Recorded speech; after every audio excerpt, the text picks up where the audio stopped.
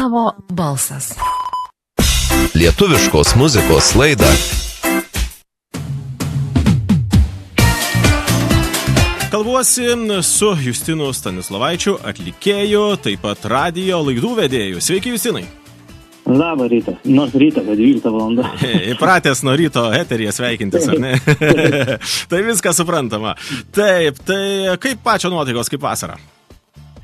Neblogai, aš tą vasarą tokia kaip, kaip sakant, kaip amerikiečiai kalneliai, aukštyn žemyn, niekad nežinai, ar lietus, ar kepins, bet neblogai, manau, kad neblogai. Puiku. Tai, kadangi kalbamės pirmą kartą eteryje, aš visų pirma norėčiau paklausti, kaip viskas prasidėjo su muzika, su dainavimu ir kada tai prasidėjo?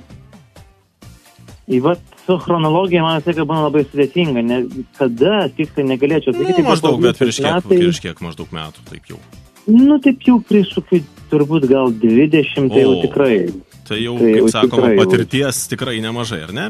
Ir kaip viskas, nuo ko viskas prasidėjo, vis tiek turbūt kažkoks tai buvo, kaip aš sakau, pašaukimas galbūt, ar ne? Nes galbūt vis dėlto ne kiekvienasgi žmogus galėtų dainuoti. Kaip mano vokalo dėstytojas sakydavo, kad kiekvienas gali dainuoti, ne kiekvienam reikia. Taip, geras pasakymas. Jo, bet šiaip prasidėjo, nežinau, šiaip mano tėvas iš tikrųjų realiai pamatė tą tokį polinkį į muziką ir paskatino.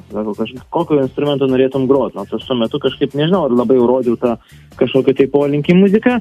Ir aš kažkaip galvoju, kokią šito instrumentą norėčiau groti, sako pianiną, nes galima ir harmoniją groti, ir melodiją vienu metu. Ir va taip kažkaip pradėjau mokytis pianiną, po to iki dainavimo nuėjau. O visą kitą istoriją ir štai mes čia kalbame. Taip. Puiku. O gerai, tada truputėlį nuo dainavimo prie radijo dar reikalų. Na, o kada radijui prasidėjo darbai ir kaip viskas irgi buvo būtent su radiju? Bent jau man save prisiminus, tai tas noras buvo begalinis, nes bent jau tai senesniais laikais į radiją buvo patekti labai labai sunku. Tikrai reikėjo daug praeiti kelių. Kaip pačiam? Iš tikrųjų, juokinga istorija, nes aš turėjau tokią grupę Alive Way, mes ten grojom tokį roką ir eidavom į radijo stotį kelyje. Taip.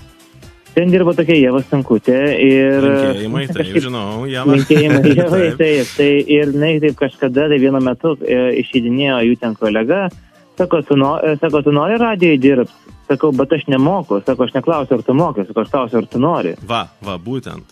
Tai va taip ir prasidėjo, realiai. Tai Ievos dėka atsidūriau kelyje eteryje, tada, o visą kitą po to, realiai, kaip sakant, rituliuojasi, radijas vis labiau prisijaukinau aš tą radiją, po to truputėlį pavardų aš nuo radijo, po to vėl grįžau, žodžiu, ir va tai, viskas gavosi. Taip, tai čia kiekvienam turbūt darbe būna visko, kad ir pavargstam, kaip aš ir šiandien ryto laidoje kalbėjom, kad ir atostogų reikia tiek radio laidų vedėjų, tiek atlikėjų, tiek ir kiekvienam paprastam, ko gero, kažkokios srities darbininkui, darbuotojui ir panašiai. Va, tai puiku. Dainininkas, radio laidų vedėjas, teisingai pristačiau, viskas tvarkoj. Dabar pakalbėkime apie tą, jau pradėjom nuo vasaros, kaip tą vasarą, o dabar pakalbėkime apie tą vasariškas radio, būtent, norėjau sakyti, singlą. Apie singlą dar pakalbėsim, dar pradžioje apie tą mini albumą. Tokį tikrai vasarišką, įdomų ir kaip kilo mintis jį išleisti ir kaip ten viskas vyko. Iš tikrųjų spontaniškai ganėtinai, nes su kolega Tomu Šileika mes rašom muziką, dainas, tekstus Tomas rašo. Beje, irgi ir atlikėjas geras ir radio laidų vedėjas. Taip pat Tomas. Taip sakant, didi protai pamąstė vienodai ir, žodžiu, kažkaip mes tenai kūrėm tokią muziką įvairią, daug susitos kūrėm ir taip tą vasarą taip eina ir kažkaip taip sakau, kažką sukurkim lengvo, bet tokio įkvepiančio, kad žmogus paklausytų ir gyventų norėtų. Ir taip pradėjom juokauti, sakau, tai gerai. Ir pirmas kūrinys, kuris tame mini albume atsirado, yra Tarp Graikijos salų. Ir sakau, tai kažkaip kalbama, kaip albumas galėtų vadinti, sakau, tai viskas įskaičiuota, nes Tarp Graikijos salų yra šita kelionės, visą kitą. Ir sakau, tai va toks atostogų mini albumas, kaip tebūnė, jisai vadinasi, viskas įskaičiuota. Ir kažkaip taip gavosi, aišku, tos tematikos labai ten daug, galbūt, apie tas keliones nemažai yra tam albume, tas kelionių jausmas, toks yra, kaip liaudis dabar vadina vaibas, tai yra ir kūrinys Lisabona, yra ir apie Camino de Santiago, kurio beje aš nejau, bet apie jį padainavom. Tai kažkada mažliau, dabar jau teks nueiti, kad patikrint, ar teisingai pasakiau viską, nes mano labai daug draugų yra jie tenai. Tai va, tai toks kelionių jausmas.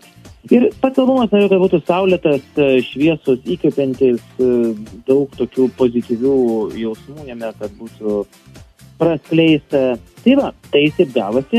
Pradžioje galvom, kad gal bus daugiau kūrinių, bet po to gavosi, kad vis tiek aš dar prie viso šito turiu milijoną darbų kitų. Su muzika susijusi beje, nes taipogi organizuoju festivalį Water Music Lietuva, tai dabar pats įkarštis jo yra, tai taip sakom, tai geriau išleiskim 4 dainų mini albumą, negu neišleiskim iš nieko. Tai va, tai taip ir sustojom ties tuo albumu. Šis albumas yra internetinėse platformose, ar ne? Kažkur kitur ten plokštelį CD nėra išleista, ar ne?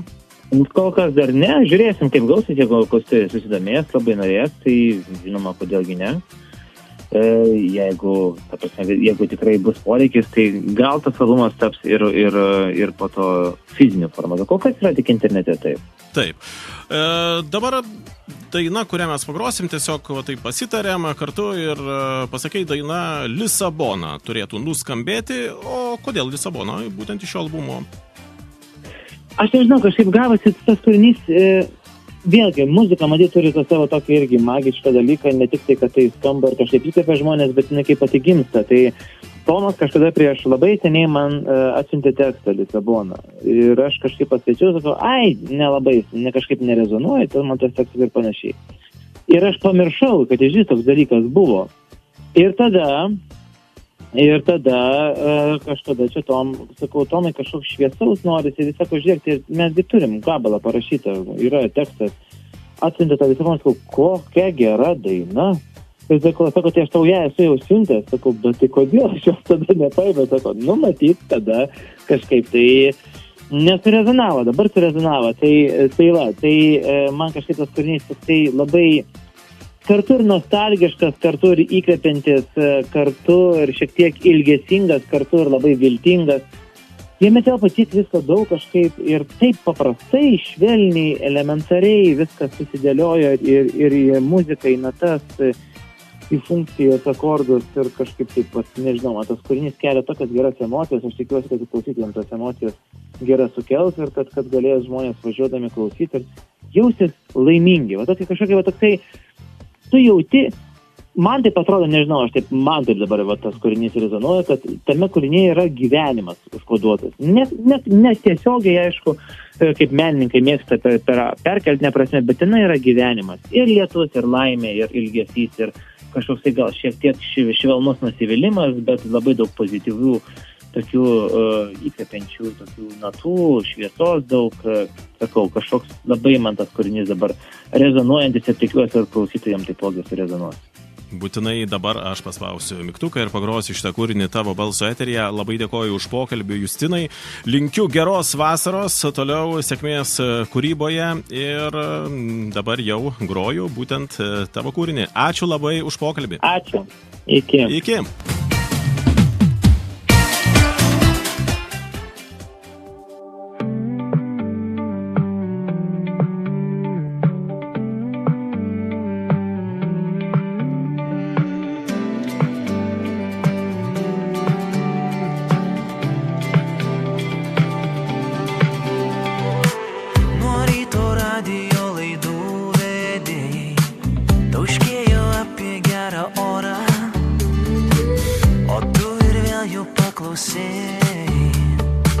Apsirengiai lengvai, lyg būtum Lisabonoj, kai saulė švieti tu juokiais.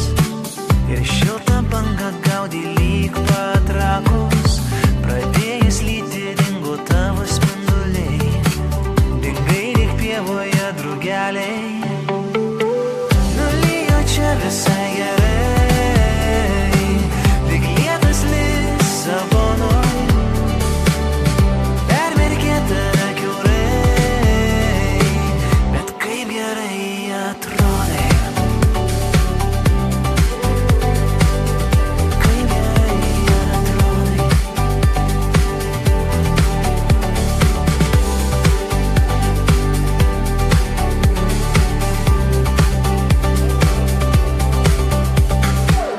Prapliupuvė lietuviškas lietus, toks pat kai buvo Lisabonoj.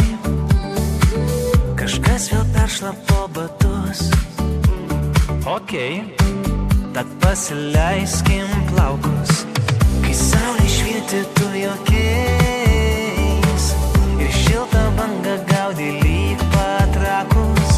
Pradėjus lyti dingo tavo spinduliai, dingai lyg pievoje drugeliai. Nulijo čia visai gerai, lyg lietus Lisabonoj. Permerkė tave kiaurai, bet kaip gerai atrodo.